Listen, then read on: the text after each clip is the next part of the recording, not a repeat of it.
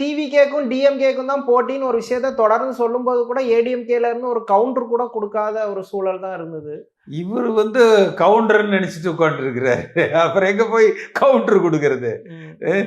இவர் அதாவது இந்த நடவடிக்கைகள் இன்னும் கள அரசியல்ல வெற்றி பெறுகிற நடவடிக்கைகளாக அவர் அமைக்கல.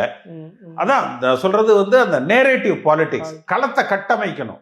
எங்களுக்கு உங்களுக்கும் தான் போட்டி அப்படிங்கிற விஷயம். ஆமா, இப்ப ஒரு தேர்தல் களம்னா அந்த கோஷங்கள், கொள்கைகள், பாட்டுக்கள், பிரச்சாரம் இதெல்லாம் வாக்குப்பதிவுங்கிறது 10 நிமிஷத்துல ஒரு ஆள் போய் ஓட்டு போட்டு வர்றதா.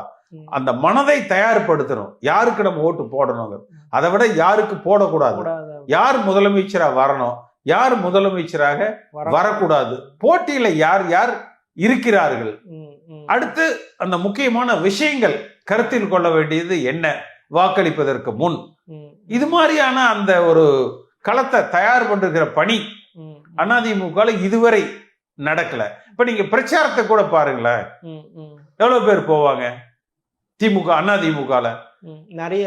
எடப்பாடி பழனிசாமி இந்த காதுல 2 இதை மாட்டிக்கிட்டு தமிழ்நாடு முழுக்க போவாரு. அது தவிர யாராவது போவாங்களா? அதுக்கப்புறமா பொதுக்குழுவுல பேசுவாரு, நான் ஒற்றை மனிதனாக தமிழ்நாடு முழுக்க சுற்றி வந்தேன்னு. அவர் யாரையும் அலோவ் பண்றது இல்ல.